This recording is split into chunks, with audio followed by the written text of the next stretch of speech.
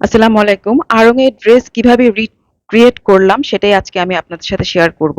এটা আমি আমার মেয়ের জন্য কিনেছিলাম সিম্পল একটা ড্রেস, 3 পিস। এটা হচ্ছে লোয়ার সাইডে কোনো কাজ নেই, বা হচ্ছে গলার অংশেও কোনো কাজ নেই। বডিতে একটু ছিটা ছিল। আমি ডলার দিয়ে সুতা দিয়ে কিভাবে এই ড্রেসটা রিক্রিয়েট করলাম সেটাই আপনাদের সাথে আজকে শেয়ার করব।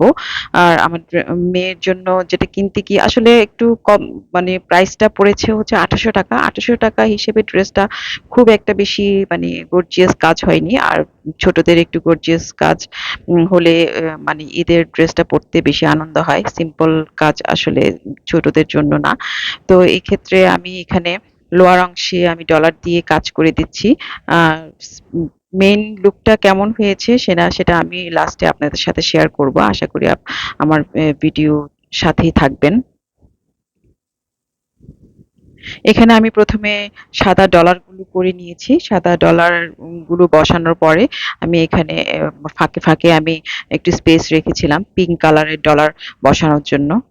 আর আমার চ্যানেলে ডলারে বসানোর টিউটোরিয়াল আছে। কেউ যদি দেখতে চান দেখতে পারেন। আমার কাজ অলরেডি শেষ। আমি আপনার সাথে শেয়ার করব। ওড়না আর ড্রেসে আমি কিভাবে কাজটা করেছি, কিভাবে আড়ং-এর ড্রেসটা আমি রিক্রিয়েট করেছি সেটাই আমি আপনাদের সাথে শেয়ার করব।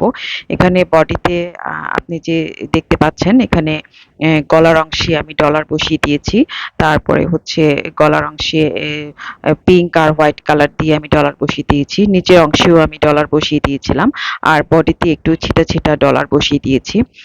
এই আমার মেয়ে আসলে দেখে অনেক খুশি হয়েছে। ও আমাকে অনেক থ্যাঙ্কস দিচ্ছিল।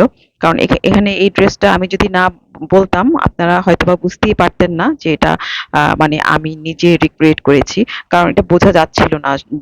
যারা দেখেছে সবাই বলেছে যে এটা একদমই বোঝা যাচ্ছে না। আর এটা হচ্ছে ওড়না। ওড়নার চারপাশে আমি একটু কাপড় দিয়ে পট্টি লাগিয়ে দিয়েছি। সেলাইয়ের মেশিন আছে আমার। আপনারা জানেন। তো এক্ষেত্রে ওড়নার পাশে ঝুলগুলো আমি লাগিয়ে দিয়েছিলাম। ৩ টা ঝুল ছিল। আমি আরো ৩ টা এড করে ডিফারেন্ট কালার দিয়ে পিঙ্ক আর হচ্ছে অরেঞ্জ কালার দিয়ে আর আমি ওড়নাটা করে দিয়েছি। আর ওড়নার উম ছিটাগুলোও আমি করে দিয়েছি ডলার দিয়ে। আমার আজকের ভিডিও এখানে শেষ করছি। আসসালামু আলাইকুম।